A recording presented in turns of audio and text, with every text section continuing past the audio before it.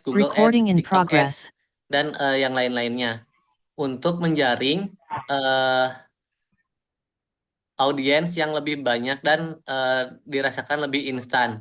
Namun perbandingannya itu dari kualitasnya audiens sendiri itu lebih baik dan lebih baik organic traffic karena muncul langsung dari minat si target yang kita tuju gitu. Nah, untuk yang paid sendiri itu juga bisa menggunakan kata kunci tertentu. Misalkan seperti misalnya kita punya usaha fashion gitu ya. Bisa kita tujuan target audiensnya adalah orang-orang yang memiliki minat pada fashion. Nah, nanti kita tuliskan aja fashion, aksesoris, terus mungkin bisa baju, bisa celana. Nah, itu bisa dimasukkan juga. Jadi sudah terkerucut gitu. Seperti itu.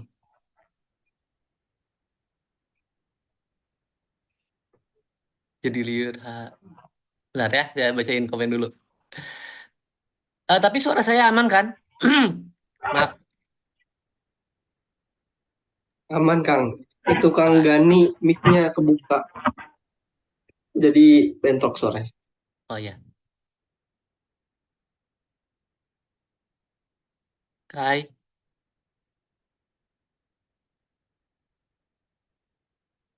Nah, lalu eh mungkin ada pertanyaan dari teman-teman.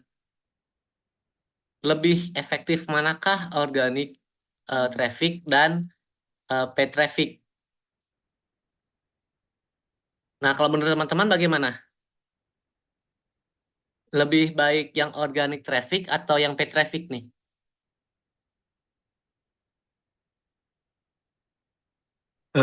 Kalau menurut saya mah Kang dua-duanya sama-sama bagus. Nah, kalau Mm-mm. yang paid traffic itu hasilnya cepat, cuman si usernya tuh nggak semuanya loyal gitu. Nah, kalau hasil dari organic traffic kebanyakan loyal dan bisa melakukan repurchasing lagi biasanya Ya, gitu.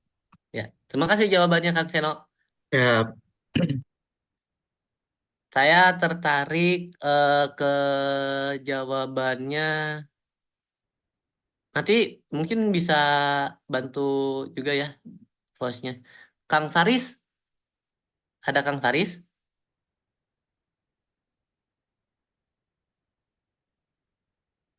Atau Kang Muhammad Huda?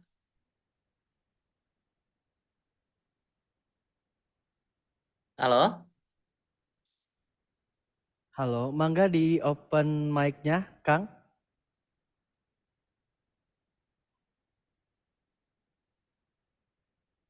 Oh, Kang Faris lagi makannya punten, Kang. Oh, lagi Ya, kalau sarapan. Kang Faris lagi makan. Saya juga Kang Hasna, Kak Hasna, Kak Hasna ada. Oke, boleh. Kak Hasna, halo. Iya Kang, halo. Nah, ya bisa dijabarin nggak? Kan Kak Hasna jawab dua-duanya bagus, Kang, asalkan optimal pemakaiannya. Nah, mungkin bisa disampaikan bagaimana? Yang menurut saya mah, jadi kan yang satu kan prepaid, yang satu paid. Sebenarnya kalaupun misalnya dua-duanya bisa kita pakai secara maksimal, kan jadinya ke kita juga benefitnya sama-sama menguntungkan gitu loh Kang. Jadi nggak cuman asal bikin konten atau cuman asal ini kan jadinya itu nggak optimal gitu pemakaiannya. Gitu sih. Ya, makasih. Nah, eh makasih jawabannya ya Kang Teteh, Kang sama Teteh. Nah mungkin yang perlu diingat juga ketika teman-teman membuat konten audio ataupun visual, nah itu tuh harus eh, kawin nih dengan tulisannya. Kita juga harus tahu kultur dari sosial media yang kita akan gunakan, lalu target yang kita akan gunakan gitu, target market yang akan kita tuju. Contohnya seperti ini deh. Kalau misalnya kita mau ada bimbel gitu, usaha bimbel. Nah, yang punya uang kan orang tuanya, tapi target anaknya. Jadi, alangkah baiknya adalah menggunakan bahasa yang bisa menyentuh dari si orang tuanya agar mendorong anaknya untuk bimbel mendaftar di bimbel kita gitu, bukan anaknya. Lalu untuk kontennya juga yang mungkin kan kalau yang orang tua mungkin di umur range 40 sampai 50. Nah, mungkin bisa diatur saja bagaimana cara tata bahasanya dan kontennya yang ramah untuk orang tua. Jadi mudah dimengerti kan orang tua juga kan nggak akan mungkin mudeng deh sama bahasa circle kita, terus sama mungkin bahasa anxiety. Nah, kayak gitu-gitu kan orang-orang yang orang tua itu kan jarang mudeng ya, kurang mudeng. Nah, mungkin bisa di-adjust aja seperti itu. Mungkin dari Kang Arius ada yang mau ditambahin Kang tentang ini traffic.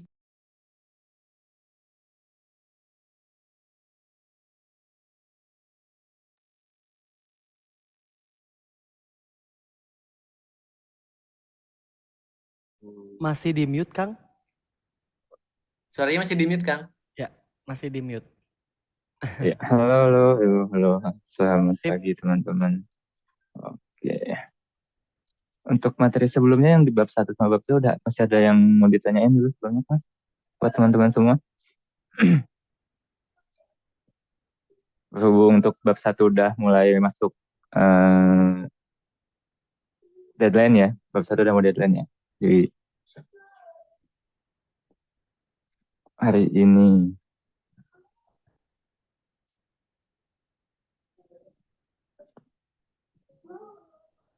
atau langsung ke traffic aja nih.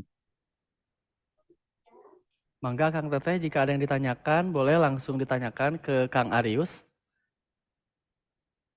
Bila ada materi kemarin yang masih mau ditanyakan, dipersilahkan.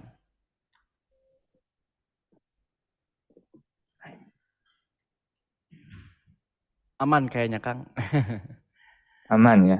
Iya, mangga Oke. Kang. Kita lanjut ke di bab 3 aja ya. Traffic search. Nah, untuk di traffic search sendiri kendalanya ada apa aja nih, Kang? Teteh, enggak.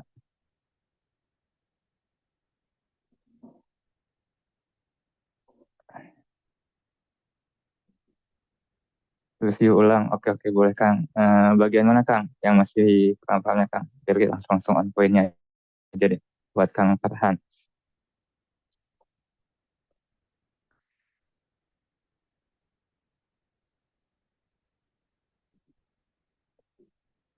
Atau mau dari awal?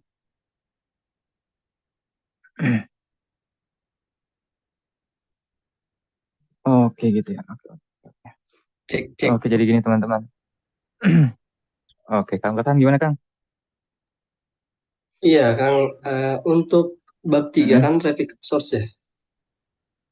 Insya Allah iya, mungkin betul. teman-teman semuanya udah belajar juga ya di RMS. Nah, mungkin yang saya pengen atau teman-teman pengen tuh mungkin ada tambahan-tambahan dari versi Kang Aryo sendiri gitu tentang traffic source. Seperti itu kan. Hmm, gitu ya. Oke, oke. Untuk tambahannya, kita mulai dari yang mana dulu nih? Akang pengen tambahan di mana nih? Kira-kira. Hmm,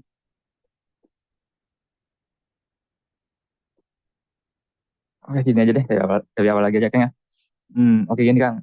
Untuk di traffic search sendiri, sebenarnya kalau misalkan kita bahas ke bisnis zaman dulu ya, kita bisa ngambil traffic search itu, misalkan kita buka di mall, berarti kita manfaatin traffic-traffic yang berkunjungan ke mall. Artinya, ketika kita buka toko di mall, kita harus membuat sebuah display atau kampanye di depan toko kita supaya tingkat kunjungan masuk dalam kota kita itu lebih menarik gitu. Kalau misalkan untuk yang pinggir jalan tuh kita sering lihat yang boneka pakai angin yang goyang-goyang. Nah, itu kan bisa menjadi sumber menarik buat toko kita kan. Cuma jadi pertanyaan setelah mereka aware dengan toko kita nih, oh ternyata di sebelah kanan ada toko handphone gitu. Pas dilihat hal menarik selanjutnya apa nih gitu.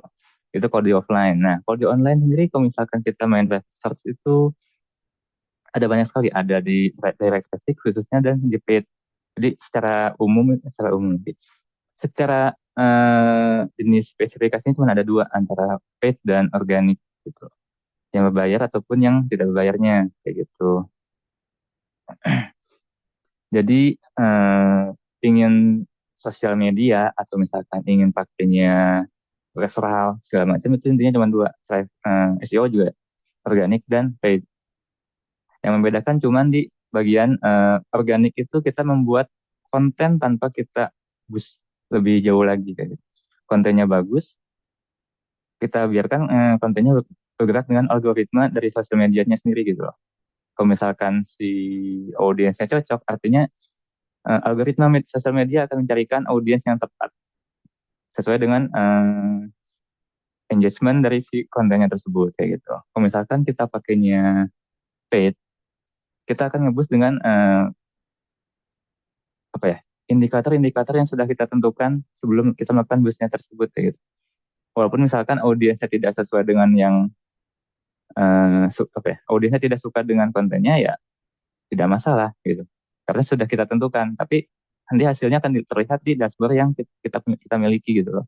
Apakah costnya tinggi, apakah costnya sangat apa ya, sangat baik, tidak over budget kayak gitu.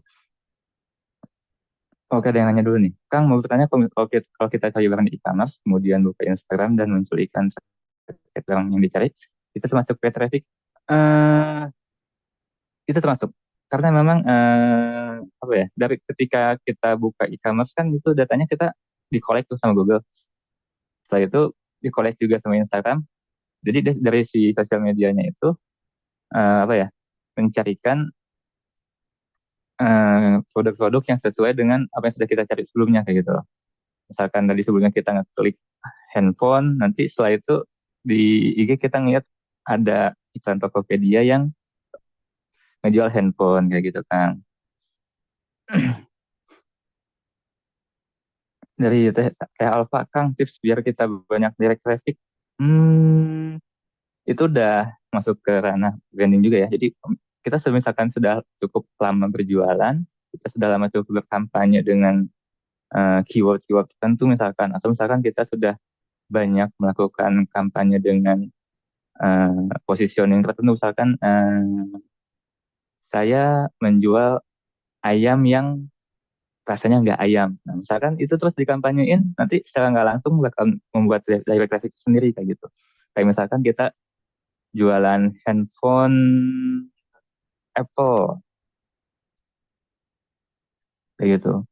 Jadi orang tuh langsung nyari, oke, saya mau beli handphone Apple di toko tersebut kayak gitu.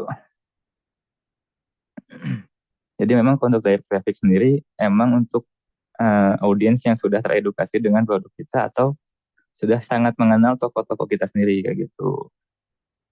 Bisa dibilang udah loyal atau misalkan customer sebelumnya sudah cocok dengan layanan atau produk yang kita punya. Gitu sih saya. Oke, lanjut ya. Nah, untuk ukuran traffic sendiri, misalkan untuk di sosial media sendiri kan ada beberapa patokannya, ada impression, itu ada reach juga gitu. Kalau misalkan impression sendiri nilainya itu hanya iklan yang tayang, artinya yang dihitung itu tayangan iklannya, walaupun orang itu ngelihatnya 2 atau sampai 3 kali atau 4 kali atau 5 kali kayak gitu. Jadi yang dihitungnya adalah per tayangannya, bukan per orangnya. Sedangkan di reach itu menjangkau akunnya. Kalau misalkan dari tayangan itu 500 tayangan, ternyata akun yang terjangkau cuma 250, artinya kontennya sendiri masih kurang baik nih. Bisa diolah lagi, atau misalkan targetingnya yang kurang kayak gitu. Oke, ada pertanyaan lagi nih dari Tesania. Kang mau nanya, website untuk penulis artikel untuk produk kita baiknya di mana? Yang gratis.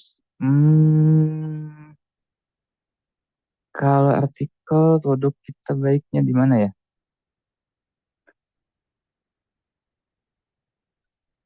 Kalau menurut saya teh, kalau misalkan mau bikin artikel untuk jualan, mending kita bikin domain dan website sendiri sih kan. Walaupun kita pakainya nanti WordPress ya, kan udah ada tuh layanan yang pakai drop and drag. Jadi kita tinggal tempel, udah nggak coding lagi, udah pakai teknologi AI sekarang. Udah ada di Hostinger atau di lagi apa tuh? Niaga Hoster. Nah, Niaga Hoster tuh. Dan biayanya pun cukup murah, cuman di bawah 50.000 kita udah punya website sendiri kayak gitu. Jadi kita ngebangun traffic juga buat website kita sendiri sama ngebangun citra juga akan jadi lebih baik juga dibanding kita pakai yang gratis. Kayak gitu. Kang, apakah ada tools buat kata kuncinya sesuai dengan produk selain riset kata kunci? Kalau untuk kata kunci pasti riset ya, Kang. Soalnya, Mirsa ya. Soalnya kalau misalkan kita nggak banyak riset buat kata kunci sendiri, kita bakalan tahu yang sesuai dan yang cocok itu kayak gimana. Kayak gitu. Misalkan kita mau memaksakan kata kunci yang udah dipakai sama brand besar ya, kita bakalan kelewat juga gitu.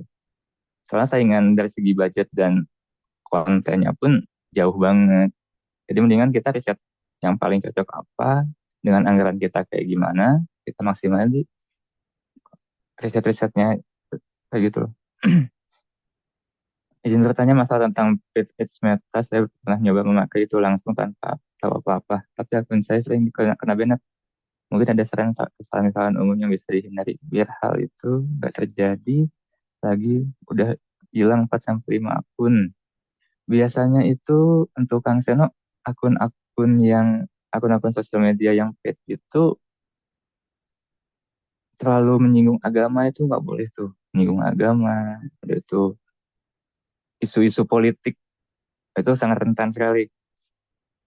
Itu produk-produk yang ada unsur pornografi, ya itu apalagi itu udah dipastiin nggak bakalan jalan itu sekarang tuh. Sisanya nanti kita bahas di page sama di organik ya. Atau mungkin mau langsung tanya ke asisten mentor juga boleh nanti malam ya. Kang, kalau kita bikin website dengan domain gratisan yang hostingnya ke website tersebut itu bisa dipakai Petrik ya. Itu tergantung dari penyediaannya. Kang Vila, kalau misalkan dia udah support buat SEO sih aman ya. Tapi kalau WordPress rata-rata aman, tinggal pasangin pluginnya aja. Kang, apa yang kita harus pertimbangkan sebelum memutuskan pakai paid ads buat brand baru yang baru mau kenalin produk kita gitu, Kang? Oke. Untuk Teh Lutfia, pertimbangannya adalah kalau misalkan kita punya konten ads-nya masih sedikit atau misalkan apa ya, konten-konten yang kita buat masih belum terlalu oke untuk kita sendiri nilai, lebih baik jangan dijalanin dulu deh. Soalnya untuk hasil yang nanti didapatkan akan tidak sesuai. Atau misalkan anggarannya pun bisa bengkak gitu, bisa sampai 2.000 ke atas. Jadi lebih baik kita perbaiki kontennya dulu, kontennya sudah bagus, setelah itu kita rutin buat upload konten daily-nya. Udah itu edukasi untuk produk-produk yang kita mau jual tuh udah lengkap, udah banyak. Terus kita mulai pertimbangin ke paid ads-nya, karena nanti ujungnya adalah ketika kita pakai paid ads, tampungannya di mana gitu, di mana konsumen itu bisa ngelihat siapa sih kita, produk apa yang kita jual, dan bagaimana review atau pengalaman dari orang yang sudah menggunakan produk kita kayak gitu. Apakah cocok dengan profile kita atau tidak, kayak gitu sih saya. Kang. Oh, ada yang mau konten boleh Kang? Sama tuh boleh. Mangga. Assalamualaikum. Punten Kang, Waalaikumsalam. Ya Kang, gimana? mau nanya nih Kang, kaitan antara materi Mm-mm, yang sekarang traffic nih dengan dua materi mm-mm, sebelumnya, yaitu STP sama konten marketing, itu seperti apa ya kaitannya? Jadi mm-mm, saya bisa menghubungkan katakanlah yang pertama itu pelajari market, jadi total market sekian mm-mm, jumlahnya, misalnya nanti yang jadi traffic sekian, mungkin Eh, Mm-mm. definisi traffic sendiri mungkin jadi debatable nanti ya. Kalau kita ngerujuk ke Google Analytics, dia punya definisi sendiri. Mm-mm. Eh, mungkin akan punya gambaran yang menyambungkan antara materi yang sekarang traffic dengan dua materi sebelumnya nih Kang. Mungkin itu Kang ya, Oke, makasih. oke, gitu. Oke, jadi gini Kang, untuk materi awal itu kan kita dituntut untuk mengenal market kita sendiri nih Kang. Bagaimana karakteristiknya, di usia berapa mereka, hmm, apa ya, di usia berapa produk kita bisa masuk ke kategorinya gitu loh. Bagaimana kebiasaannya, bagaimana profesinya, penghasilannya sebanyak apa. Setelah itu, setelah kita tahu karakteristik market kita dituntut untuk membuat skema konten yang sesuai dengan target marketnya nih.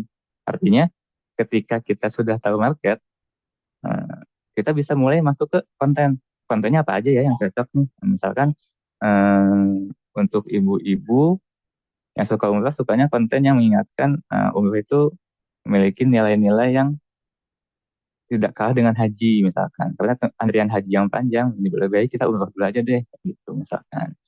Setelah itu, di trafficnya sendiri, kita dituntut untuk memilih jenis traffic yang cocok dengan target audiensnya. Setelah kontennya udah ada, eh, target marketnya sudah disesuaikan, kontennya sudah disesuaikan dengan target marketnya, kita memilih mereka ngumpulnya kebanyakan di mana ya? Atau misalkan jenis traffic yang sangat cocok untuk digunakan menggait atau menjangkau audiens kita itu pakai jenis traffic yang mana ya? Kayak gitu. Itu dengan budget yang kita miliki, jenis traffic apa dulu ya yang paling valuable buat kita jalan di awal. Jangan sampai kita budgetnya pas-pasan, kita pakai paid, kontennya tidak tereksekusi, bahkan target marketnya tidak tercapai. Jadinya nggak jalan juga. Itu cuma jalan di tempat sekedar buat promosi kampanye apa adanya di sosial media kayak gitu sih Kang. Oke, kalau komposisi budget ada nggak sih Kang antara yang berbayar sama yang organik, perbandingannya gitu? Nah, kalau misalkan kita bicara komposisi budget itu nggak ada patokan apa ya bakunya kan, karena menyesuaikan dengan kondisi dari bisnis dan budgetnya juga. Kalau misalkan budgetnya pas-pasan, ya mendingan kita maksimalin di pembuatan kontennya dulu. Karena nanti untuk konten yang baik dengan audiens yang sesuai itu secara nggak langsung sosial media dengan engine-nya sendiri bakal mencarikan. Walaupun bakalan lama ya, tapi seenggaknya bisa jalan dulu. Kontennya udah bagus, nanti bisa ngasilin yang optimal juga Kang. Dibanding kita maksain, ya udah kita pakai paid aja dulu. Tapi kan kalau misalkan kita pakai paid, kontennya tidak sesuai, akhirnya budgetnya kebuang sia-sia juga gitu. Sedangkan apa ya? Sedangkan audiens itu inginnya diedukasi dulu biasanya, ingin kenal dulu.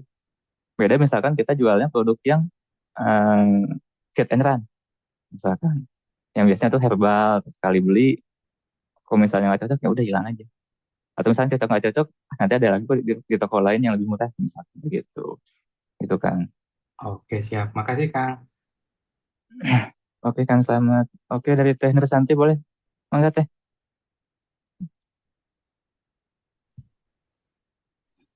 Oke, bismillah. Kedengeran kan suara saya? Kedengeran Teh, Halo? mangga. Oke. Gini kan saya mau tanya, indikator apa ya? Punten kalau tadi sudah bilang, saya mau tanya indikator apa ya Kang yang bisa kita lihat atau yang kita rasakan kalau misalkan traffic dari konten marketing kita itu berhasil atau tidak. Jadi kita ngelihatnya itu gimana, cara evaluasinya seperti apa, indikatornya apa aja. Itu kan satu nuhun. Oke. Biasanya kalau misalkan indikasinya traffic itu ya untuk di kunjungan aja, misalkan kunjungannya tinggi, tapi misalkan engagementnya masih belum sesuai, tinggal ditambahin konten buat engagementnya. Karena konten engagement belum tentu bisa kita pakai buat traffic, sedangkan konten traffic pakai konten engagement pun masih bisa dipakai gitu. Jadi misalkan kita pakainya konten traffic aja, indikatornya pun masih di traffic, cukup di kunjungan dan jangkauan, terus di anggarannya juga. Sedangkan kalau misalkan kita pakai konten yang buat engagement, nanti patokannya ada banyak. Nah, like and share-nya bagaimana, udah itu komennya bagaimana. Jangan-jangan nanti udah ada yang nge-DM juga, DM-nya udah berapa banyak dari sekian banyak yang ingin kita jangkau. Setelah itu dari situ yang misalkan lanjut ke WhatsApp ada berapa nih, walaupun itu bukan masuk ke indikator di awal ya untuk di traffic sama di engagement nantinya. Karena nanti ujungnya itu Itu Hah? itu Gimana ada teh? ini nggak? Ada persentasenya misalkan itu ada persentasenya nggak, misalkan berapa persen apa ya, misalkan berapa, misalkan dari sekian banyak tag itu berapa persen yang apa sih, ini ada berapa persennya gitu loh kan, dikatakan berhasil tuh misalkan kalau traffic kita tuh menjangkau berapa persen gitu, ada apa sih ininya nggak, angkanya nggak gitu kan, berhasil atau tidaknya. Jadi misalkan kalau kita cuma mencapai sekian persen maka perlu diperbaiki, misalkan kalau sekian persen maka mesti diganti gimana lagi gitu. Ada ininya nggak, apa ya angkanya gitu loh Kang. KPI Tahu CTR mungkin ya Kang bagus maksudnya. enggaknya tuh kita ada berarti. KPI Eh CTR mungkin Oke, Kang. gimana ya? oke, oke. KPI-nya kali. Mungkin mungkin seperti itu kali ya. Saya kurang kurang paham, maaf. Ya mungkin kan itu kita gimana ngelihatnya gitu. Secara matematisnya gimana Oh, gitu loh Kang.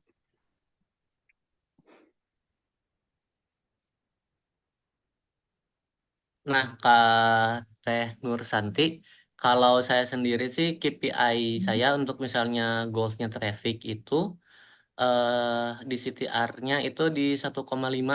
Ada yang 1,5, ada yang 2, itu tergantung juga advertisernya bagaimana.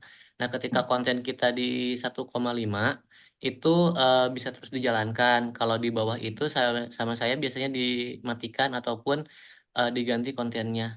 Bisa mungkin dari hmm. visualnya ataupun copywriting-nya itu bisa dicek lagi. Oke, jadi 1,5 itu artinya apa Kang? 1,5 itu persentasenya Kak Teh, maaf, persentasenya di CTR-nya, click to Persentase. rate-nya. Itu mungkin dari Kang Arius Oh, mau nambahin. Oke, oke, oke. Makasih ada. Rido atau Nuhun. Ntar lagi coba nyari ininya nih, dashboard-nya mana ya. Aduh.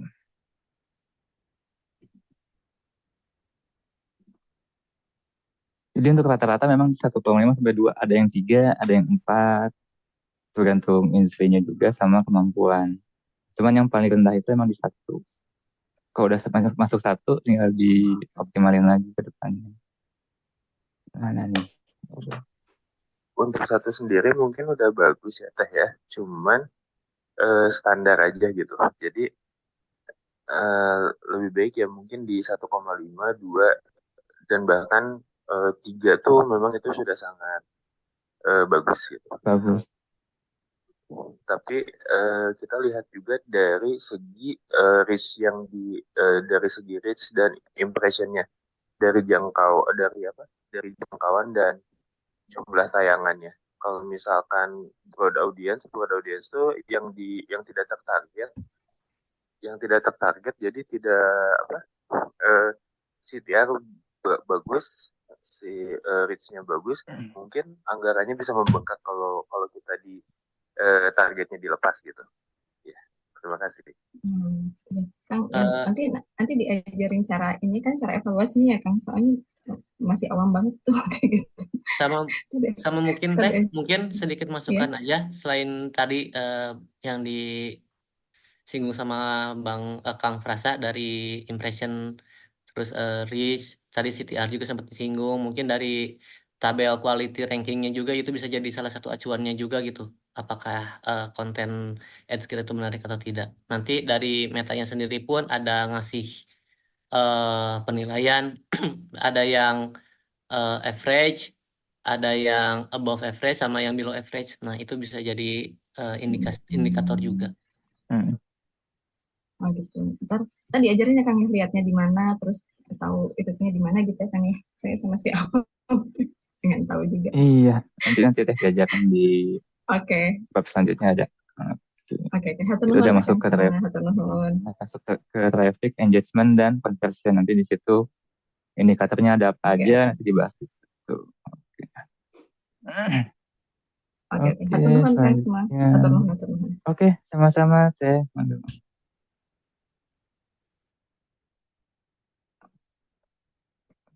Oke, ada yang nanya lagi nih di chat. Oh, mana lagi nih?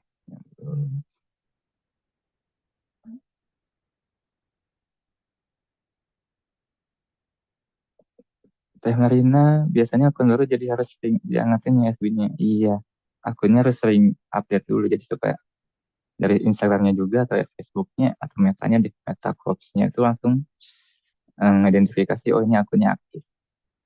Jangan sampai akunnya nggak aktif.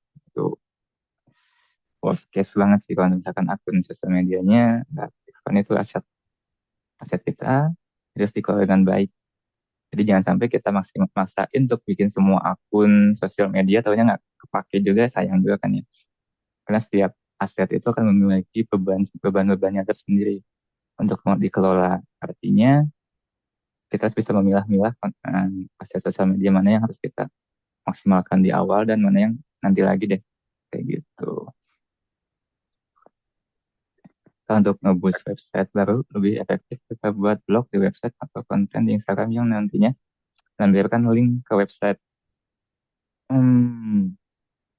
Mendingan kita pakainya misalkan pakai konten di Instagram juga bagus juga. Artinya nanti kita bikin customer journey-nya lebih enak dilihat juga gitu loh.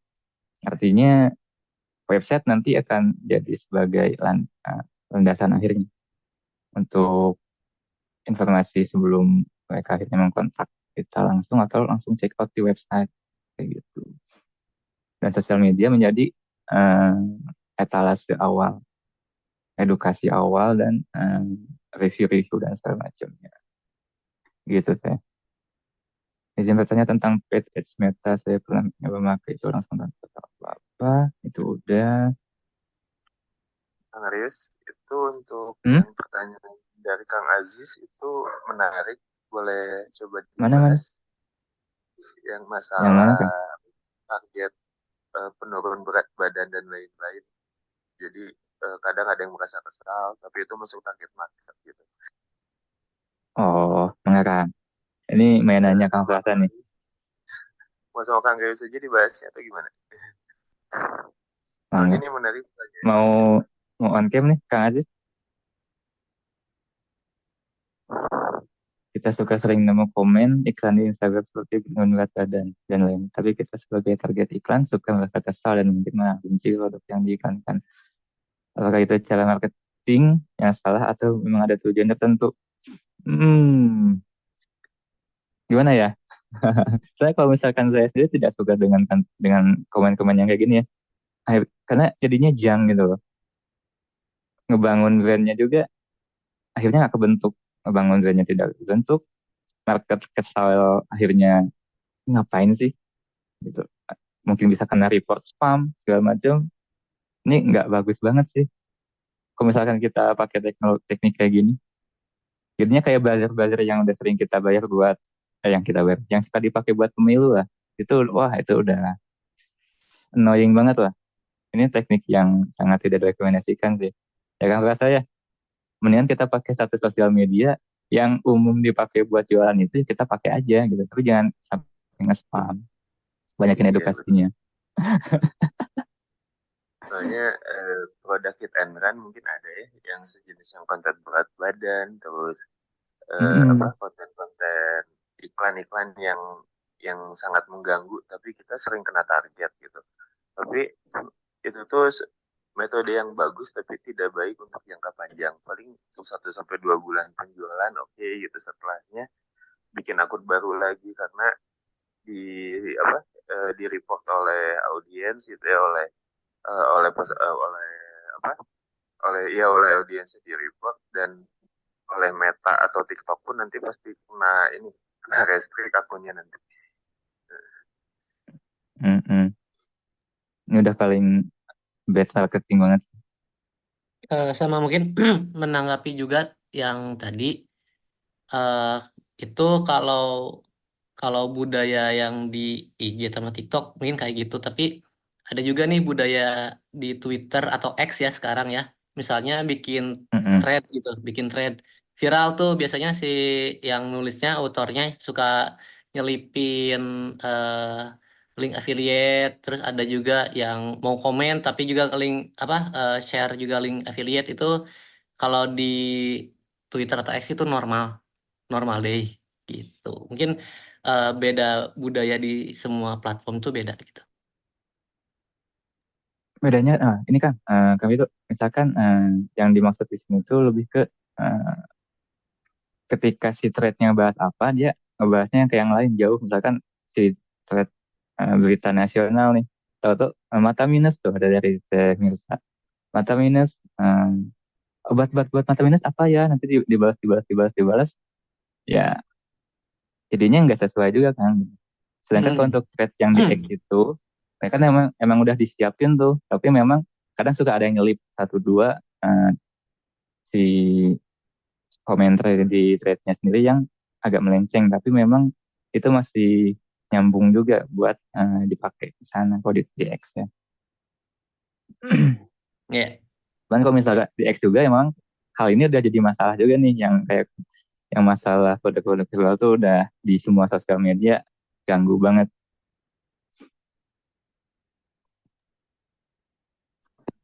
Dari Teh Murti, Kang, ketika kita upload konten yang sama di beberapa akun, upload traffic yang jadi anjlok, mungkin kalau di akun sebelahnya, misalkan di akun sosial media IG-nya bagus, ketika dipakai di TikTok anjlok wajar, karena memang behaviornya pun berbeda.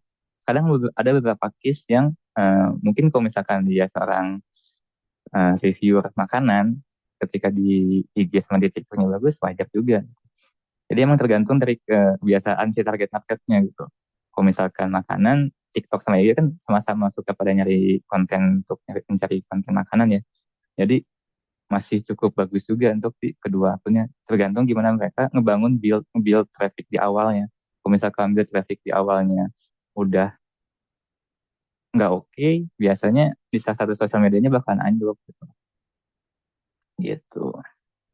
Atau mungkin bahkan ketika bangun build trafficnya pakai yang eh, follower berbayar. Nah, itu kan langsung dari sosial medianya bahkan kok otomatis kencang tinggi nih. Kalau ternyata ketika di upload kontennya juga nggak sesuai, random banget si followernya juga kayak gitu.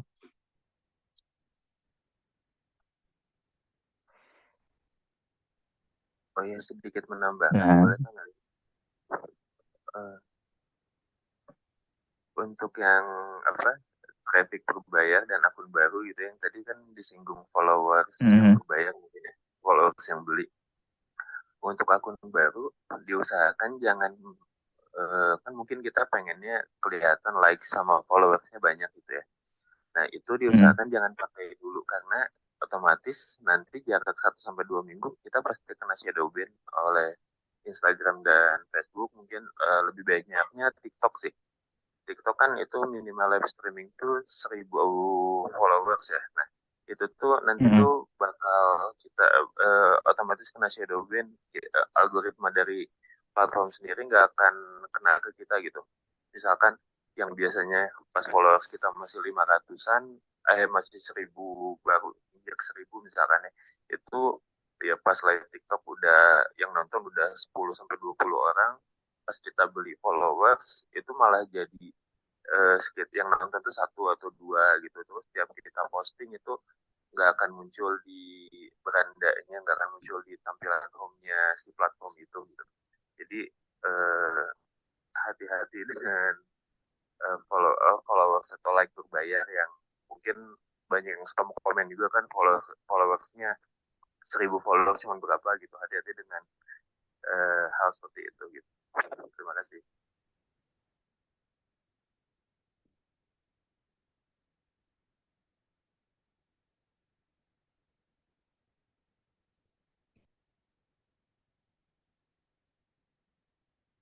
gitu. Oke, dari Kang Ajis, kenapa ya spam atau bot bisa sangat populer? Apakah itu karena low budget dan mudah dilakukan? Ngomong-ngomong, low budget ada cara lain yang super low budget bisa dilakukan oleh UMKM tapi nggak bikin kesel seperti bot. Mohon maaf kan nggak bisa open mic. Oke Kang Ajis. Spam itu sangat low budget juga sih, Kang. Cuman memang sangat populer karena dari zaman kapan ya waktu itu ya? Coba Kang Prasta ingat-ingat Kang, awal mula ada yang spam bot itu zaman apa ya? Zaman produk MLM lagi menjamur ya, itu 2020-an pas COVID. Jadi iya produk-produk benar-benar. di gimana caranya orang yang kayak menurun berat badan yang tadi dibahas gitu, terus jasa beli followers atau UMKM itu yang mungkin yang kayak mozzarella-nya kakak gitu ya, kayak mozzarella khas Malang yang gitu-gitu. Itu semenjak COVID kalau nggak salah itu udah rame banget gitu ya. Kalau yang super low budget COVID ya. Itu sih ya, di komenan itu aja, sama mungkin dari hashtag dan konten marketing sih, otomatis yang organic traffic kalau Paling tanpa ke buat organik saja. Bikin konten walaupun kontennya nggak dari segi presensi penggunaan gadgetnya belum maksimal, yang penting minimal dari segi informasinya sudah dapat, kontennya masih belum oke juga masih nggak masalah, untuk coba kita jalanin dulu. Yang penting audiens itu dapat informasi dari bisnis kita dulu deh, dapat informasinya, lalu kita jalan nanti naik bertahap setelah sekian lama nanti, atau pakai manfaatin teman-teman dulu misalkan lewat WhatsApp atau misalkan lewat DM, kenalin saya sekarang udah jualan ini, itu masih works juga kok. Kalau misalkan someday nanti butuh, nanti bisa kontak ya, atau bisa follow dulu nih IG-nya. Itu bisa dipakai walaupun emang mungkin bukan target market kita nantinya gitu, tapi paling enggak kan dia pasti punya teman dari temennya yang butuh dari produk kita gitu loh. Ini biasanya anak MLM nih yang bakalan gencer banget nih pakai caranya gini, kontak temennya atau nanti dari temennya lagi yang suka kayak gitu. Memang kerja banget sih anak MLM tuh dari zaman dulu.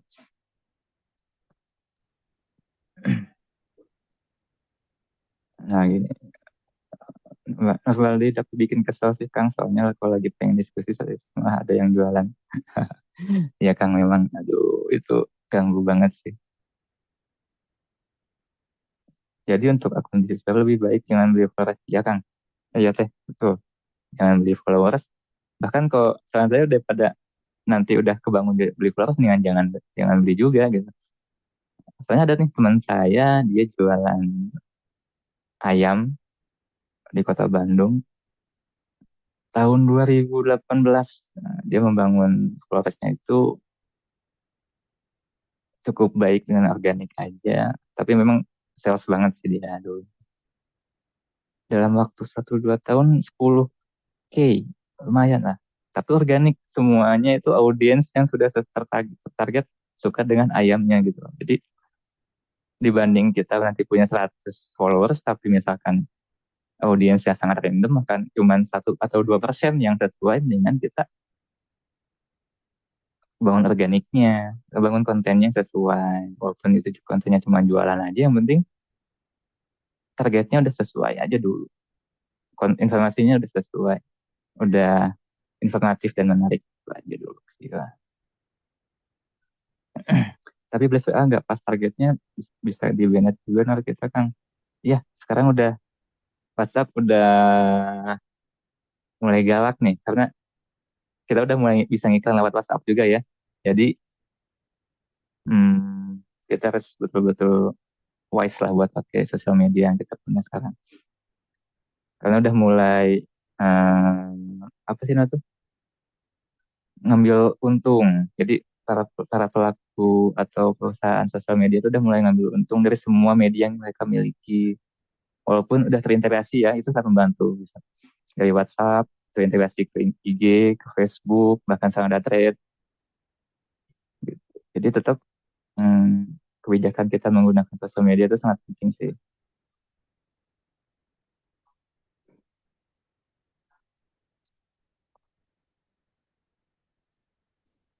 Pak, kalau misalkan sudah terlanjur beli followers, tapi udah sekitar 3 atau 4 tahun yang lalu, itu gimana? Apakah kita harus ganti akun atau enggak? Nah, ini tergantung case-nya sih, Teh. Mau bikin akun lagi boleh, mau lanjut lagi juga boleh. Tapi mendingan lanjut dulu aja, nanti dicobain. Setelah ada datanya, baru kita ambil kesimpulan. Misalkan ternyata ada band yang nggak kita sadari, nempel ke akun yang kita miliki. Ya mau nggak mau kita bikin akun lagi, kayak gitu. Karena kadang karena yang namanya shadow band atau misalkan band yang permanen itu nempelnya ke sistem dan bukan karena postingan-postingan kita yang nyeleneh gitu. Kadang nggak masuk infonya, tahu-tahu kena shadow band dan nempel aja terus. Kayak gitu tuh. Nah, aja kenapa ya spam bot sangat populer ini udah ya. Oke. Ada lagi ya Kang Lihat ya? Mangga, mangga. Mau tanya Kang, Siapa nih? Oh, Kang Muhammad Farhan boleh Kang. Mangga, mangga. dengeran ya? Iya. Mau tanya Kang, kan apa namanya definisi traffic itu kan kalau saya buka di ChatGPT itu mengacu pada pengunjung yang mengakses website ya. Mm. Nah, apakah itu baku sebagai pengunjung website atau enggak? Karena ada juga kan dia jualan produk gitu di e-commerce, tapi dia tuh nggak ngejalanin website, nggak ngejalanin sosmed gitu. Soalnya ada tuh teman saya, dia jualan e-commerce tapi dia ada sosmednya, cuma dia nggak jalanin gitu loh, kayak cuma profile sama Iya, iya. logonya aja. Nah, apakah Mm. itu dia disebut nggak punya traffic atau gimana, Kang?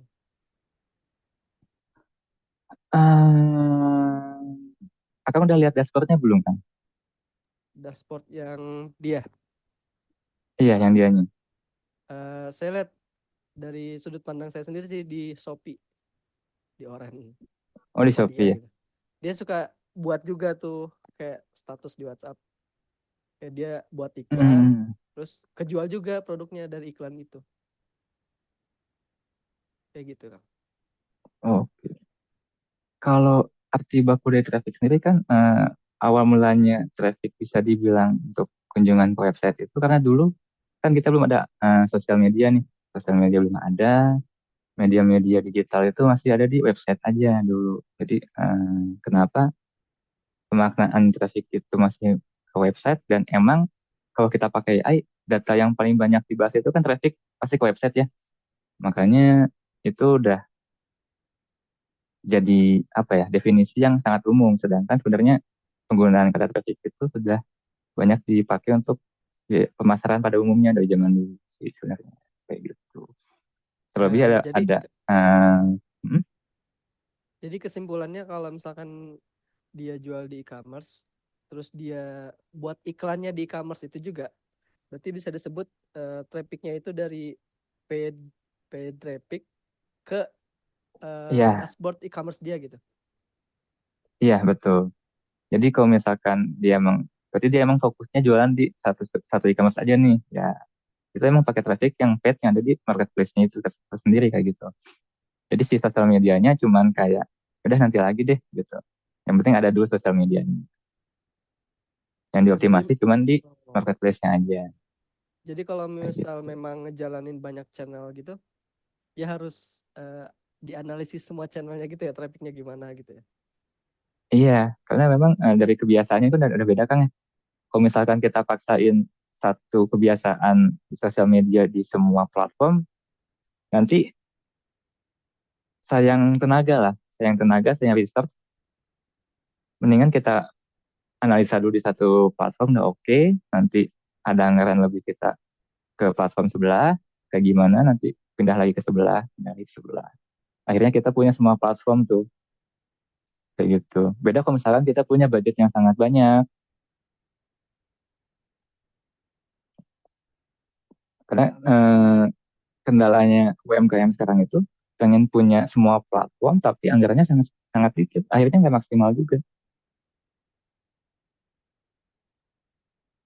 kayak gitu Kang. Oh, oke Kang, masuk. Terima kasih, Kang. Oke, sama-sama. Kang Agung, mangga Kang. Boleh Kang, izin bertanya ya Kang ya? Hmm? Izin bertanya Kang. Jadi Kang, kalau misalnya nih kita itu membuat akun baru gitu Kang untuk bisnis. Nah, langkah pertamanya apa sih Kang gitu untuk membangun trafficnya gitu?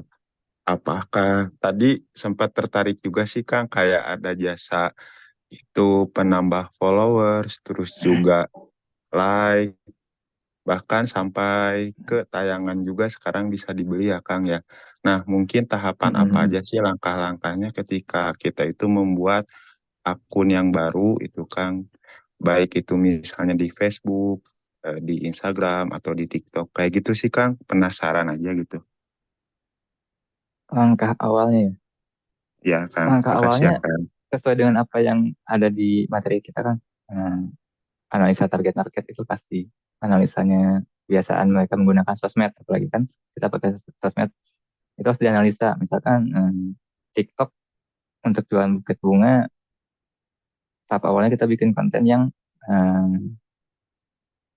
inspirasional boleh, karena TikTok emang banyaknya konten-konten inspirasional. Atau misalkan bikin konten-konten komedi juga boleh, itu banyak juga dipakai di TikTok. Atau misalkan pengen bikin konten kayak Jenda McLover, boleh juga mangga, tapi apakah sesuai dengan targetnya kan belum tentu tuh.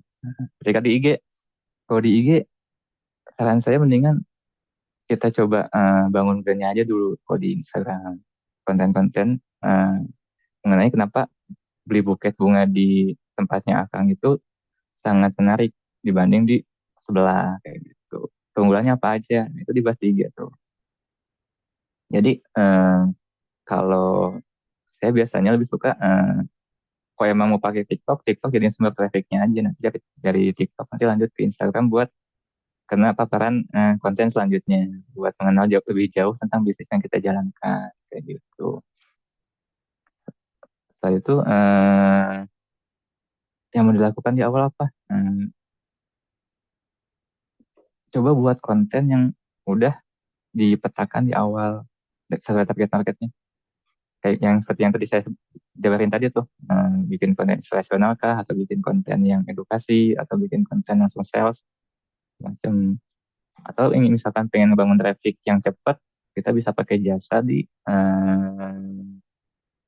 KOL. Tapi diolah juga tuh, dari konten KOL-nya mau dijadiin apa selanjutnya. Jangan sampai ketika kita pakai KOL, sosial media kita masih belum siap, atau bahkan produk kita masih jauh dari apa yang disampaikan sama si KOL-nya. Kebanyakan produk kita masih tidak sesuai, ternyata KOL-nya udah kasih over promise gitu loh, bahwa kalau si produk yang kita jual itu sangat baik gitu, gitu Kang. Baik Kang, terima kasih Kang. Berarti ya secara garis besarnya ikuti kelas ini gitu Kang ya, dan materi-materi LMS gitu. Nanti Iya.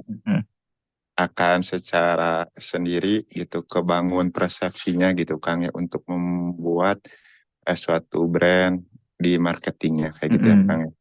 Makasih Kang. Ya, karena nanti di bab 6, 7, 8 udah mulai ke arah bagaimana kita mengumpulkan data informasi, lalu menyiapkan satu platform yang sesuai, atau satu atau dua platform yang sesuai untuk kita gunakan nantinya, gitu. Sebelum kita lanjut ke sosial media manajemennya nanti di bab 7, bab 9, dan selanjutnya kita udah masuk ke sosial media manajemen. Jadi untuk di bab 1 sampai bab 8 kita bakalan fokus bagaimana kita memetakan market sampai kita memilih platform yang sesuai kayak gitu.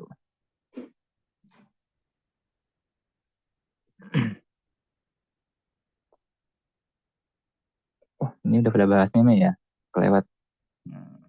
Kang Faisal mah enggak tadi yang bahas meme udah sampai mana nih Kang? Saya belum lihat nih.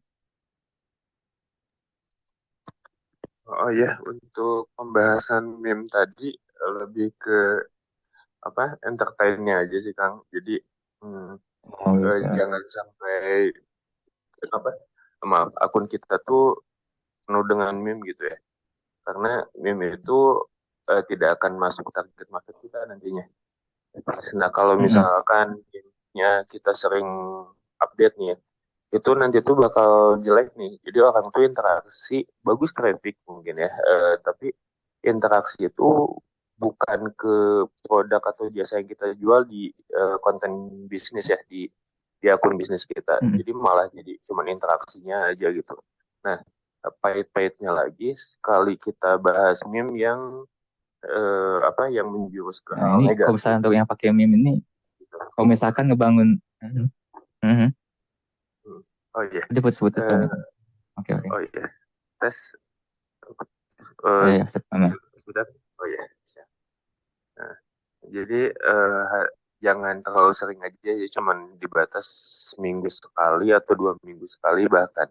Karena mungkin leads-nya nggak akan masuk kecuali kita ngebangunnya akun affiliate itu mungkin masih bisa dipakai tapi tetap agak dibatas juga sih.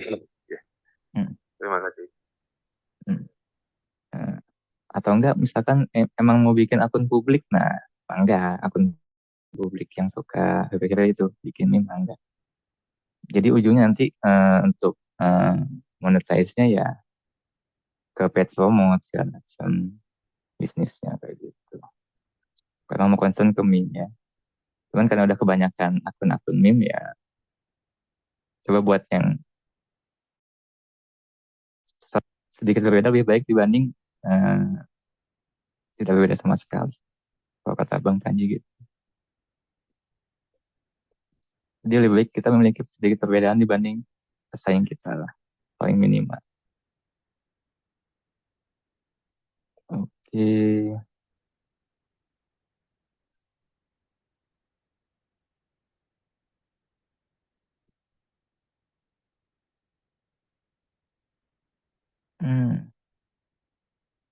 Ada lagi mungkin? Saya punya bisnis kecil-kecilan.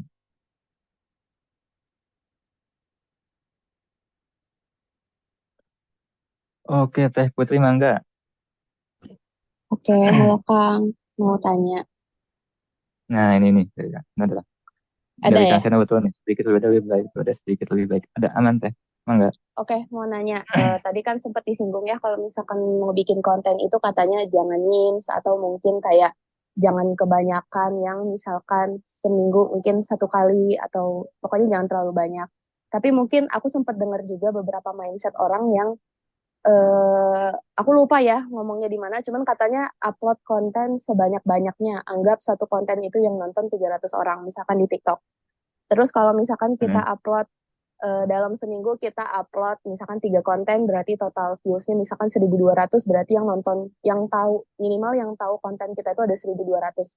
Sebenarnya lebih efektif metode yang kayak gitu atau tetap nih kita mempertahankan konsistenan kita, misalkan 1 minggu tuh jadi 1 konten aja gitu, nggak yang sering-sering upload dengan target views-nya gitu. Sebenarnya gini Teh, semakin banyak konten tuh bagus. Cuman yang jadi masalah kalau misalkan banyak konten tapi nggak konsisten dari message-nya, itu juga jadi masalah Teh. Akhirnya sebanyak apapun konten yang kita buat jadinya nggak maksimal gitu, nggak menjangkau audiensnya. Jadi lebih baik kita bertahap dulu aja, sedikit-sedikit. Oh udah sesuai nih, seminggu 1, jadi seminggu 2 kali, seminggu 3 kali, kayak gitu. Karena memang awalnya untuk akun-akun besar juga nggak langsung banyak tuh, pasti sedikit-sedikit dulu. Apalagi misalnya yang terbatas dengan anggaran, terbatas dengan pengetahuan, pasti memulai dari sesuatu hal yang sangat kecil dulu sebelum menjadi besar kayak gitu. Oke, siap. Terima kasih banyak Kang ya. Ya, Maaf disinggung sedikit tadi yang masalah upload 1 minggu sekali itu konten meme-nya Kak, maaf. Jadi ya apa, jangan rutin upload konten meme aja gitu. Mungkin kita bisa bikin timetable konten atau kalender kontennya dulu.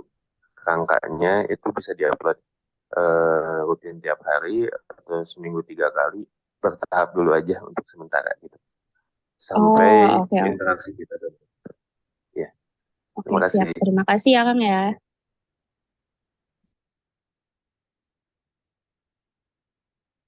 iya, porsinya bisa diatur di konten killer untuk Kang Farhan.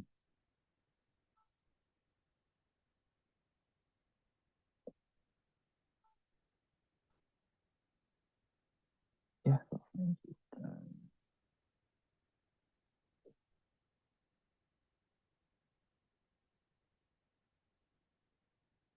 oke, ada lagi. Buat konten planner dari Teh Lintang, ada Teh nanti di konten planner itu di sosial media manajemen. Nanti diajarin bikin konten plannernya bagaimana. Jadi di sini di bab 2-nya ada tuh yang konten marketing. Nah, di situ jenis-jenis kontennya ada kan.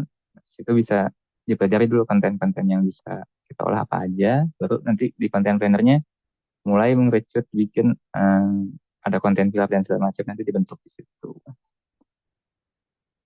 Sampai ke hotel yang paling panjang ke bawah gitu ya.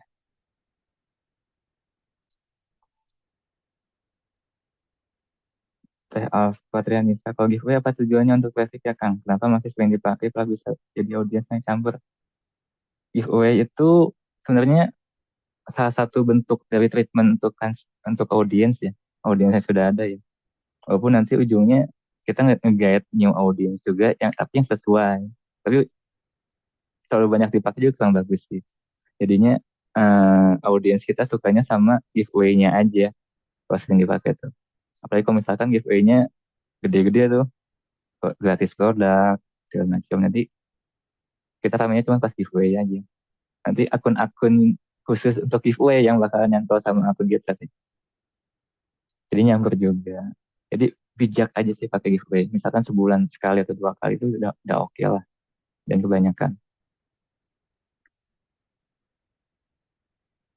Itu untuk ngebangun traffic sama engagement selanjutnya untuk di audience, konsumen audiensnya juga. Jadi, terlalu loyal kurang bagus, terlalu baik juga, terlalu jarang juga kurang bagus. Jadi ya 1 sampai 2 kali oke lah sebulan. Tapi yang kecil-kecil jangan yang besar-besar ya untuk ini, untuk giveaway-nya.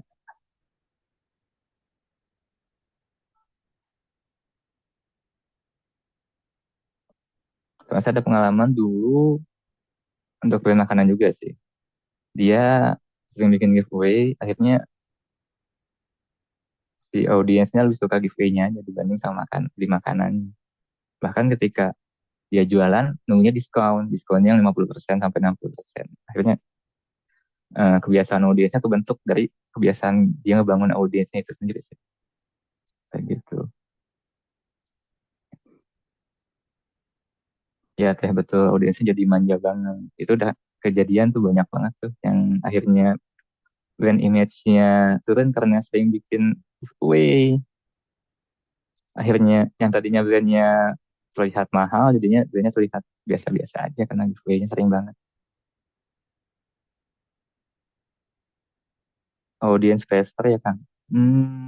Bisa. Audience di produk makanan juga banyak gitu. Audience yang kayak gitu. Kamu tanya kalau tools yang bisa buat analis media sosial untuk menghitung jumlah kunjungan, likes, komen, followers itu biasanya pakai apa ya? Kalau di sosial media kita cukup IG ya, IG, Facebook kita udah pakai Meta Business sih, itu udah cukup. Atau misalkan pengen analisa KOL, kita ada aplikasinya Phalanx dan segala macam, itu ada di modul selanjutnya dibahas tools-toolsnya Google Analytics dan segala macamnya itu ada. Jadi sebelum kita pakai ke tools dari third party, kita pakai tools bawaannya dari platform tersebut aja dulu. Kalau misalnya di TikTok ada TikTok bisnis, kalau di IG sama di Facebook ada Meta bisnis. WhatsApp juga udah nyambung sana. Di WhatsApp juga sekarang udah ada tuh, kalau pakai WhatsApp bisnis ada dashboardnya juga. Kayak gitu kan.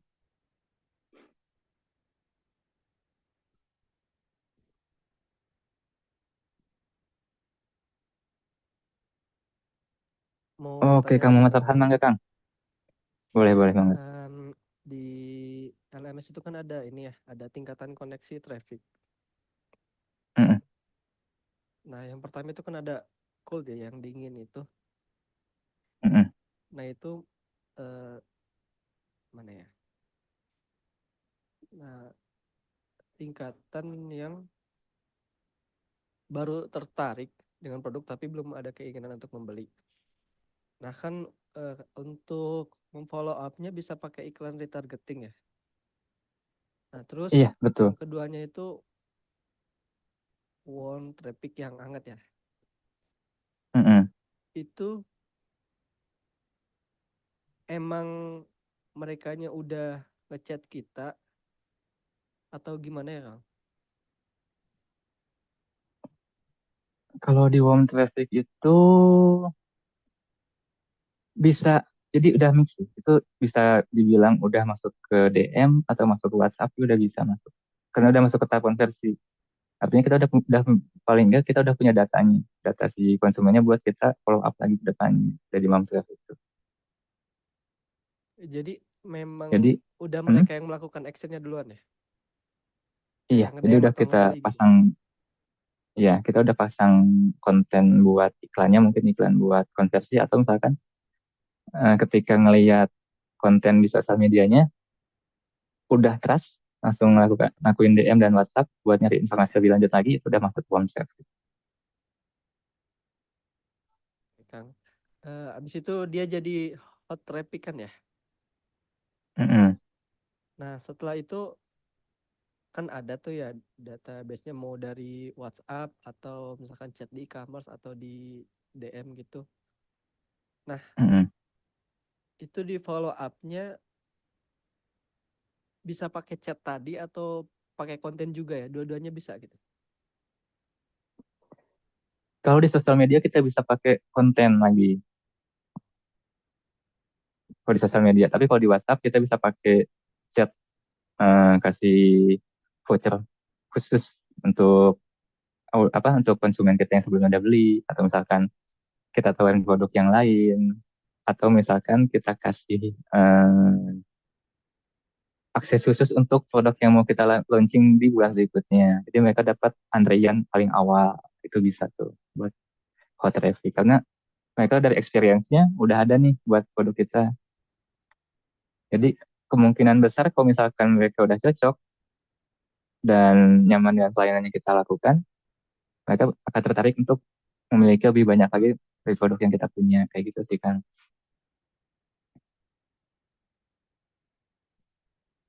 Jadi di hot traffic ini udah banyak ke perang selling yang perang sales. Beda sama kalau misalkan kita masih pakai sosial media, nah itu akan marketing juga tuh, tapi kontennya konten selling, konten konversi yang dipakainya. Gitu kan. Oke, terima kasih Kang. Oke, bangga. Kang Ziri Chandra, kalau misal ada export traffic di sebuah portal berita, itu tuh kita kerjasama atau kita bayar ke portal berita tersebut. Nah, itu bisa kerjasama Kang, atau misalkan salah satu channel media yang dimiliki sama si bisnis tersebut Kang. Jadi portal berita itu seringnya apa ya, bisa jadikan sebuah media kerjasama kalau misalkan itu bukan milik kita atau kita membangun portal beritanya juga. Makanya banyak sekali bisnis yang suka bikin akun publik kalau misalnya di sosial media tuh. Akun publiknya apa, dia pakai buat ngeblast juga buat bisnisnya. Kalau di website sering dipakai buat yang suka main SEO tuh, SEO tuh. Kayak misalkan bikin konten belanjaan setiap pagi, artikel, tapi ada keyword-keyword khusus yang diselipin di sana, di artikel-artikel tersebut.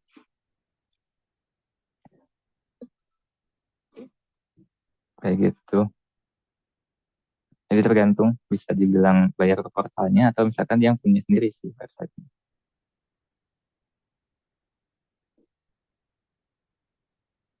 Kalau misalkan kita kerjasama nanti si linknya bakal dicantumin backlink ke website kita dari si artikel yang dikerjasamain. Kalau sekarang itu udah bertransformasi ke YouTube.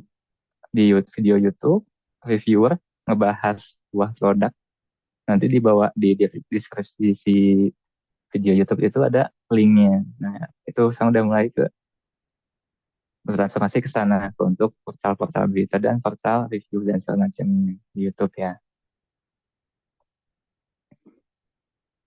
Di X juga banyak yang kayak gitu.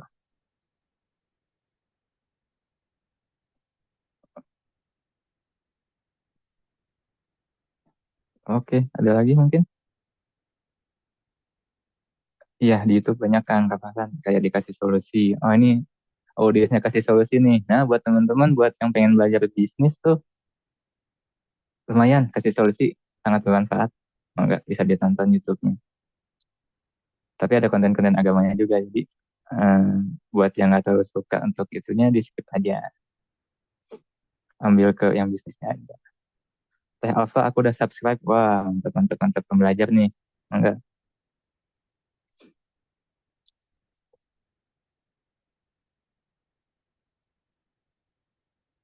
atau suka sama konten-konten makroekonomi yang banyak ngebahas apa ya, konspirasi, bisa pakai kontennya siapa tuh? Em,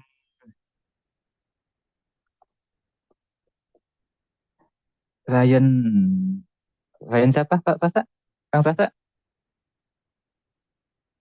Aduh, lupa saya namanya.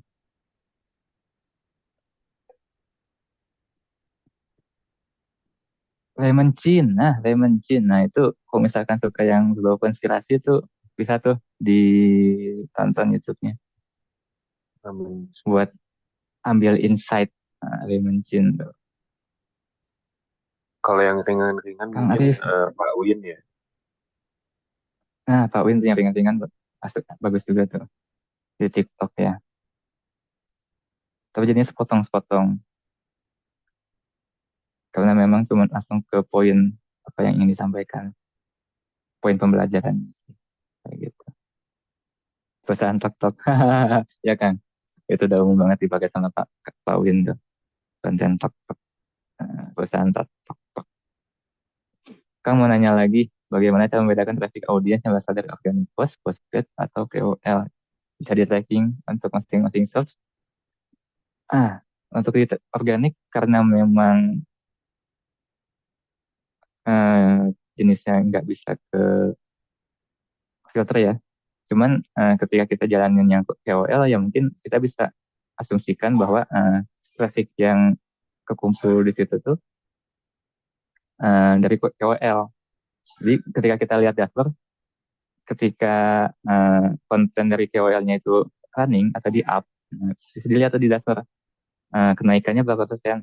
Artinya dari traffic yang kita punya sebelumnya dengan ketika konten dari KOL itu di up, kenaikannya berapa persen tuh. Nah, bisa dilihat peningkatannya berapa, bisa dibedakan hasilnya optimal apa enggak. Gitu. Ada strategi khusus nggak Kang untuk masing-masing traffic? Banyak riset testing itu udah pasti. Karena kalau misalkan kita bahas untuk bisnis fashion, strateginya kayak gimana, itu bakal berbeda juga, tergantung dari marketing gimana, tahun launchingnya kayak gimana, kondisi sosial dan politiknya. Jadi semua itu depends on condition gitu loh. Kita nggak bisa matok ketika tahun ini kita pakai strategi A, ternyata di tahun B kita pakai strategi yang sama udah nggak sesuai, bahkan di 3 bulan ke depan pun bisa nggak sesuai gitu. Jadi banyakin riset, banyakin testing, banyakin bikin konten yang message-nya konsisten untuk brandingnya, kayak gitu sih.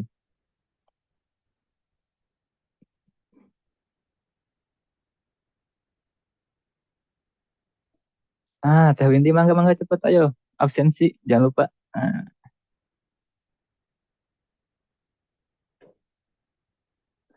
konten pilar sama nggak ya dengan konten plan Teh Nira ini? Itu beda tapi berkesinambungan. Konten pilar itu eh, sebuah rangka yang kita siapkan bagaimana konten-konten yang akan kita angkat bisa sesuai dengan message dari value perusahaannya gitu. Sedangkan konten plan itu planning konten yang akan kita pakai selama 1 bulan ke depan atau bahkan sama 1 tahun gitu kita buatnya kayak gitu. Jadi konten plan itu turunan dari konten pilarnya. Sedangkan untuk konten pilar itu sebelum kita bikin konten plan kita tentukan dulu konten-konten apa saja yang ingin kita angkat, temanya kayak gitu.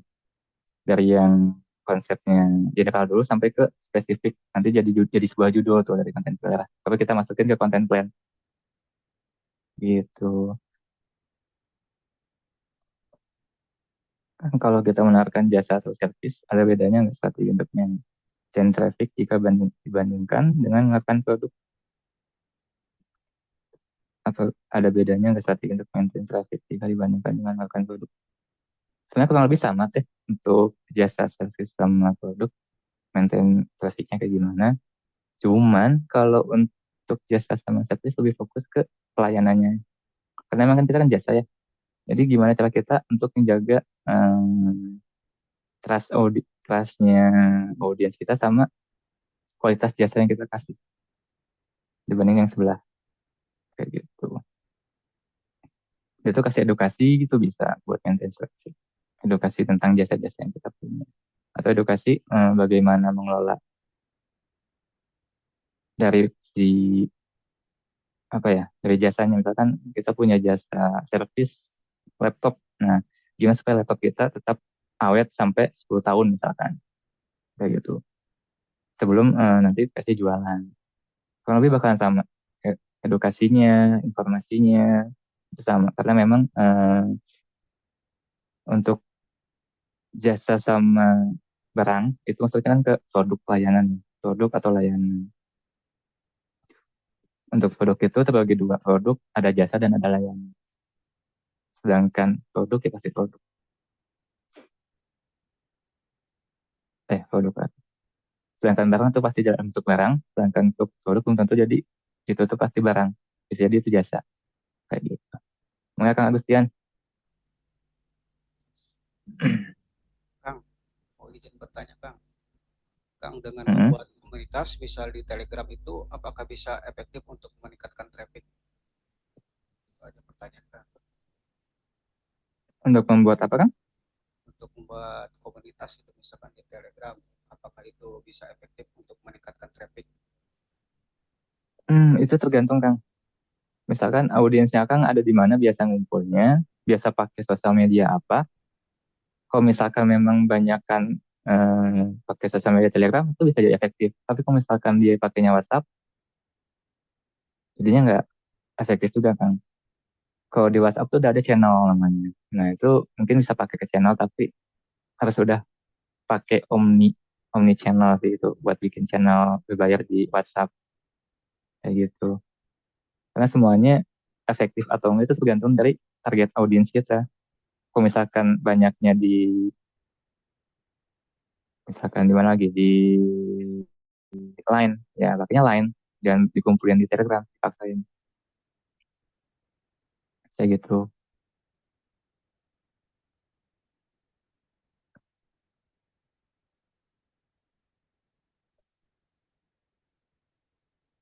Gitu Kang Agus ya. Masih ada yang mau ditanyakan lagi Kang? Atau misalkan masih bingung? Oke Kang, mohon Kang. Agak dapat. Oke. Kang Ahmad, kalau jasa atau service yang di branding orang gimana Kang? Ya berarti kita buat ngambil trafficnya kita bikin konten-konten yang mengedukasi bagaimana cara membangun sebuah branding. Misalkan saya ingin bangun branding untuk politik, misalkan saya ingin bangun branding untuk jadi pembicara misalkan. Bagaimana membangun brandingnya, bagaimana nilai-nilai yang harus diangkat, yang sesuai dengan atas jalur dengan jasanya.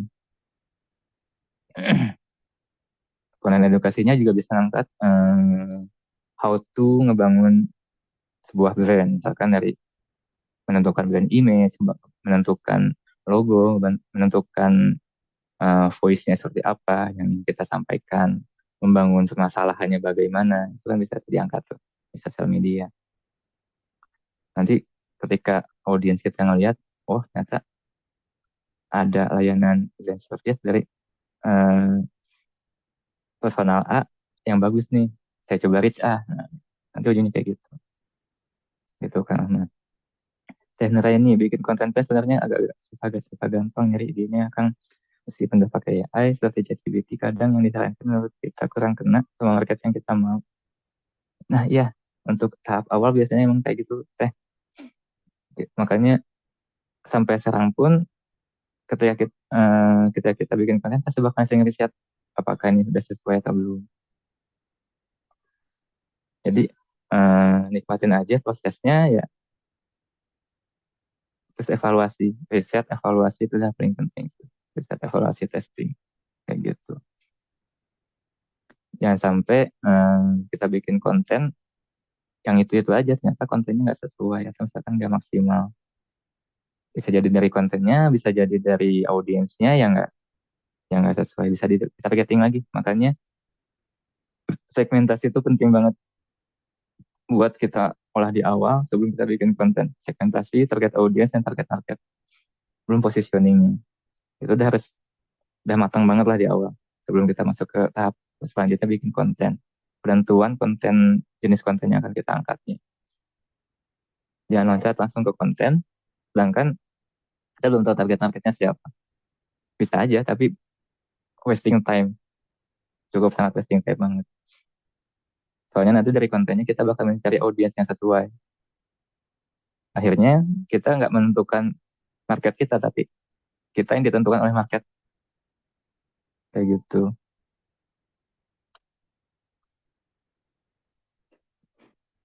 Ada lagi Kang? Teh, mangga? Oh iya, nanti buat yang ingin masuk kelas lagi ada, misalkan ingin ditanyakan, ada nanti malam jam 8 di Discord ya, nanti sama teman-teman asisten mentor. Dan mungkin yang pengen nanya tentang organik juga bisa nanya untuk bikin konten sampai ke produksinya juga ada, nanti ada Kang Aldi juga. Dan itu ada yang di page-nya juga ada Kang Flasya nanti malam jam 8 ya.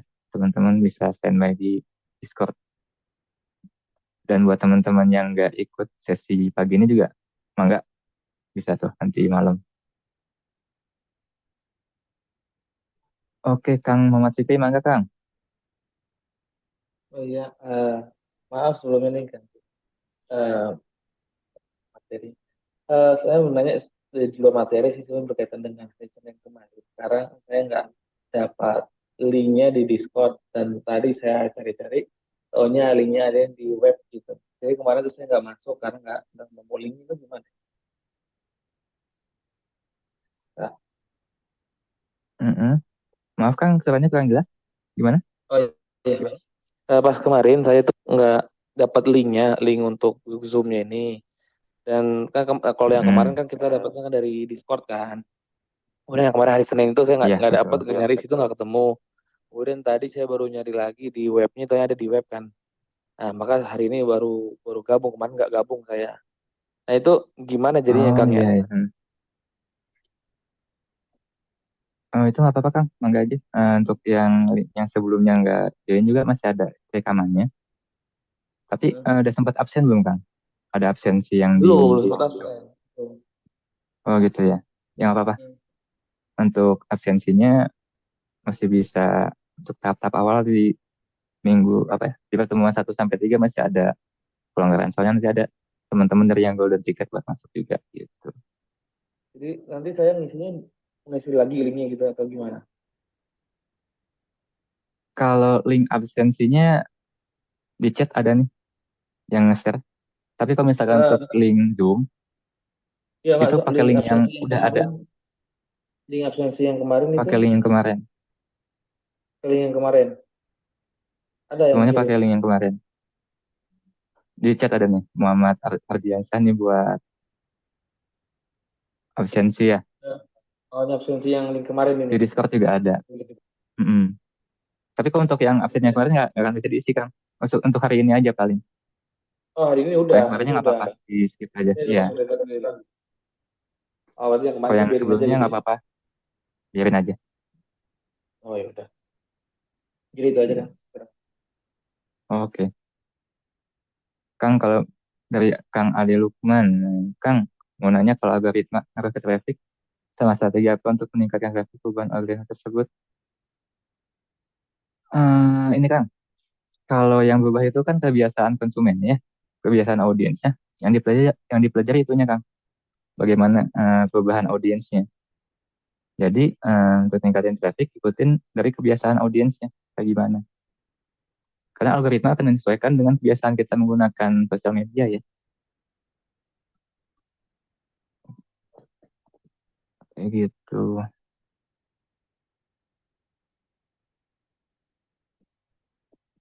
Dari Kang Ziri.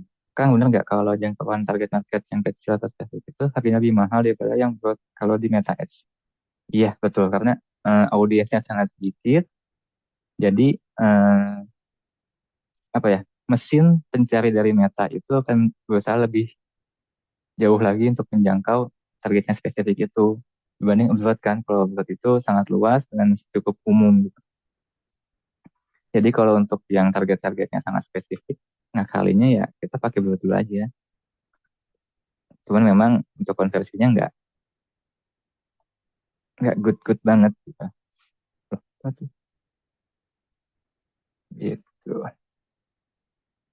Tapi kalau untuk yang punya budgetnya terbatas itu sangat membantu sih kalau pakai pakai broad dibanding pakai ini yang spesifik.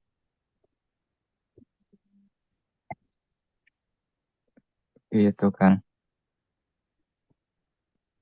Mana nih chat? Oke. Ada lagi? Oke Kang, selamat Mangga Kang. Halo Kang, mau nanya terkait dengan buyer journey Kang. Kan dia untuk menjadi traffic itu kan lewat perjalanan gitu ya. Orang biasanya Iya nyebutnya dengan betul. user journey, customer journey, atau buyer journey gitu.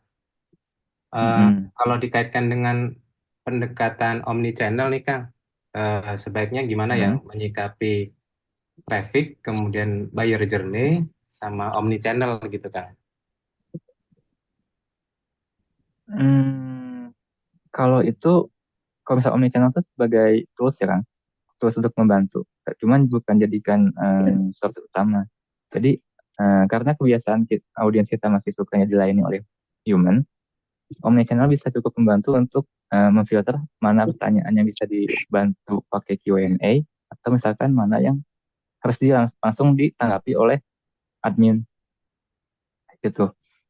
Karena memang kalau misalkan semuanya dilayani sama admin nggak bakalan ke handle juga gitu. Makanya perlu yang namanya omnichannel untuk memfilter bagaimana mana pertanyaan yang sangat krusial untuk dijawab dan mana yang langsung pakai Q&A-nya aja. Maaf Kang, Jadi gimana Kang?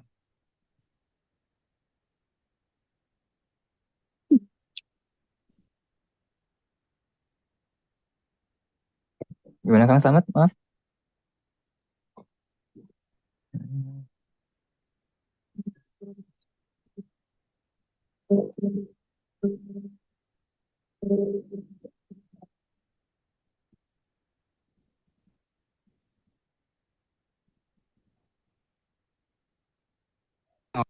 menyeluruh gitu ya, beda dengan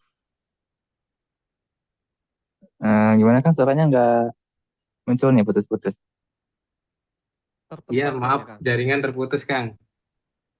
Omnichannel yang Gimana tadi Kang? saya maksud bukan yang tadi seperti dijelaskan sama Kang Arius, tapi maksudnya ke Mm.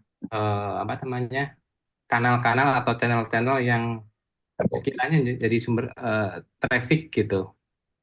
Eh, itu pendekatannya kan beda dengan multi ya. Yang multi itu kan beberapa channel, tapi jalannya masing-masing gitu. Tapi kalau Omni itu Mm. setiap channel itu punya perannya masing-masing. Kalau sosial media di TikTok perannya apa itu beda dengan yang misalnya di shop di TikTok Shop itu sekarang jadi pokoknya Omni ini kan setiap channel Mm. nanti punya perannya masing-masing gitu kan karena mempertimbangkan si journey-nya si buyer tadi gitu. Maksudnya gitu kan. Oh iya iya iya.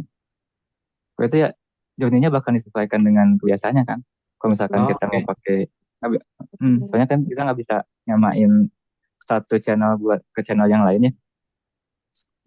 Walaupun nanti ujungnya memang kalau dari TikTok journey-nya kalau saya lebih suka TikTok ke IG terus ke website. Atau misalkan dari TikTok langsung ke website.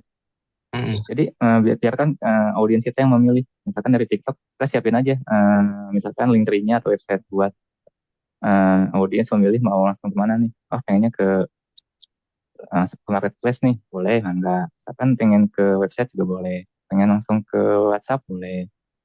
Jadi Kalau disiapkan aja maaf kan, channel kanal-kanal. Hmm? kalau terkait dengan konten marketing, kita bisa rancang nggak Hmm? eh, hal itu gitu. Jadi kita nggak biarkan, tapi kita memang sengaja desain, sengaja kita rancang bahwa memang alurnya itu memang seperti ini, seperti yang kita mau gitu. Pakai konten marketing.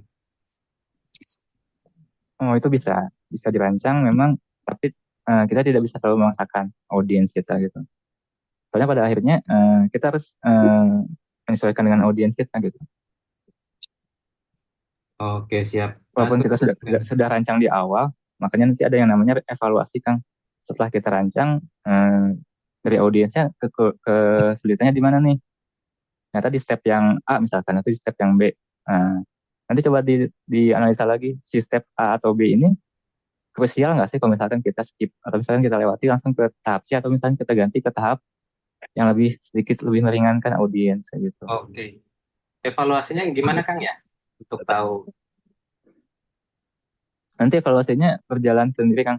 Setelah kita jalankan campaign dan segala macamnya, nanti kan ada data tuh. Nanti kita kumpulin datanya kayak gimana, tanggapan audiens kayak gimana, misalkan audiensnya ketika ngechat atau misalkan ketika menghubungi di tahap B banyak yang mental kah atau misalkan yang hit and run ternyata cuman nanya langsung hilang. Nah, itu bisa dievaluasi di situ kan. Oke, jadi dari interaksi yang terjadi ya evaluasinya Kang ya? Iya betul. Oke, siap. Atur nuhun Kang. Kang Herudin, ya mangga Kang. Kami Kang Herudin, saya mengidentifikasi dan mengatasi faktor yang dapat menurunkan tingkat organik situs web kita di SRP. Gimana ya? Oh, mungkin Kang Frasa sama Kak Rido mau ngejawab nih. SEO.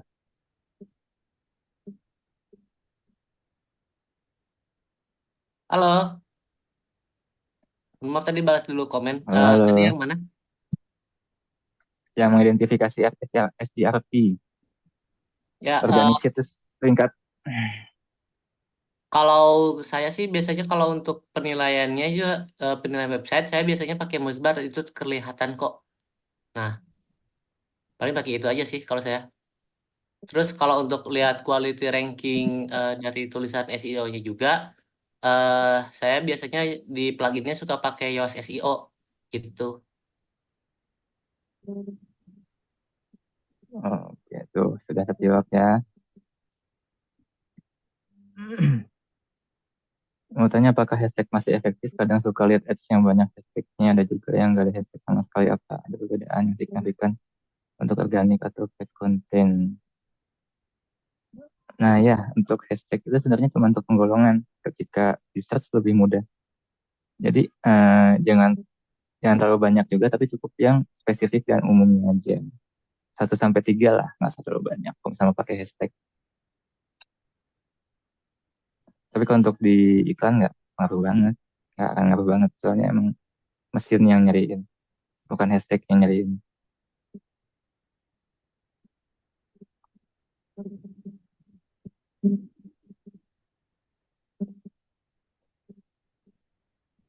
Kan kalau saya perhatiin IG story itu kayak punya trend plus ya.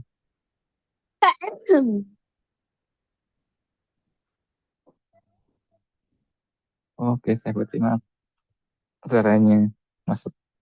Kampanye itu dibuat sama IG sendiri kah? Efektif gak? Mana nih? Efektif.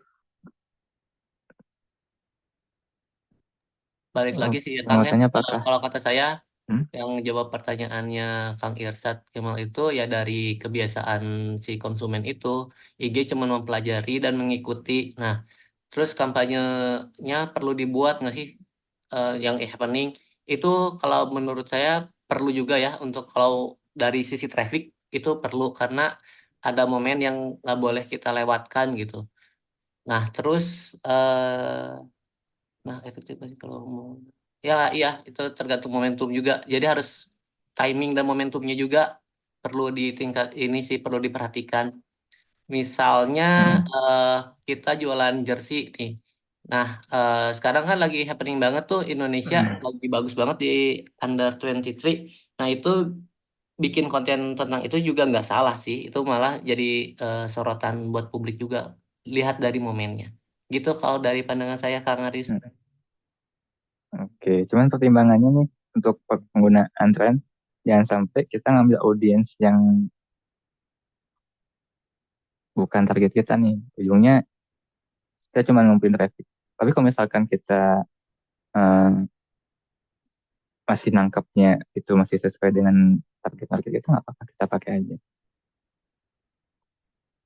Soalnya nanti kalau misalkan kita pakai tren yang nggak sesuai dengan target, ketika kita nyari misalkan look like audience bakalan nih kita filter lagi, bakalan filtering lagi nanti datanya, pembersihan data lagi sampai clean gitu. Oke, ada lagi? Kita 10 menit terakhir. Mangga Kang. Teh.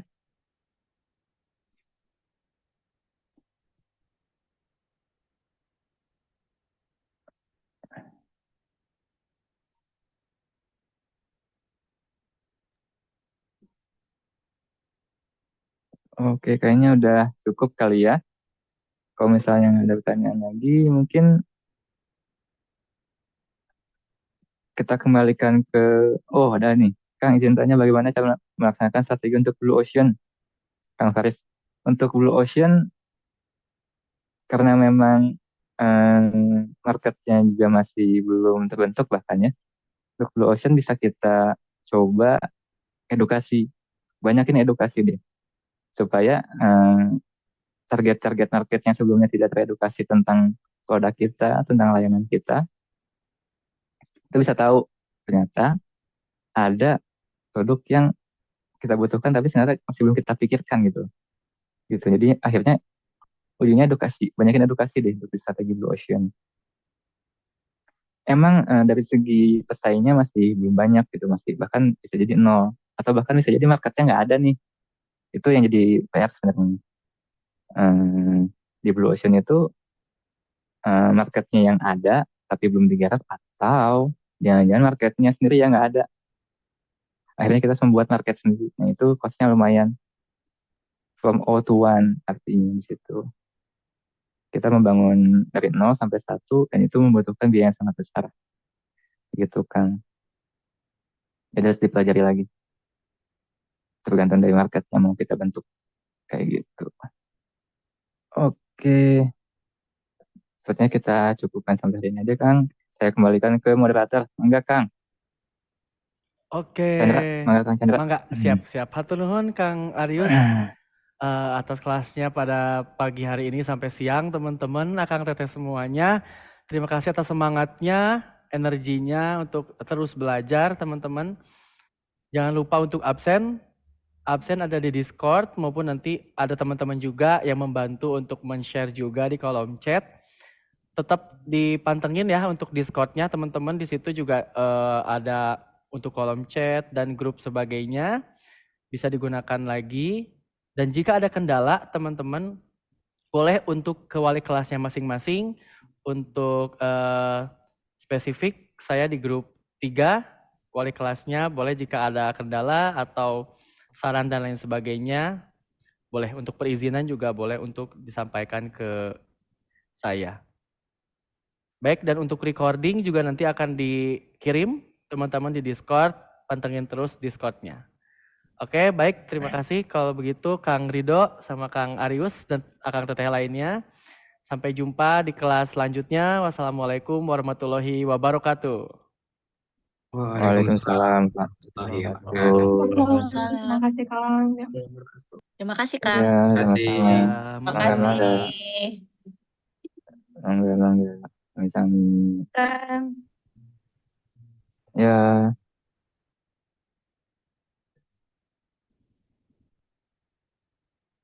Atur nuhun, Kang. Ya, mangga, Ya, Pak. sami-sami Kang. Enggak.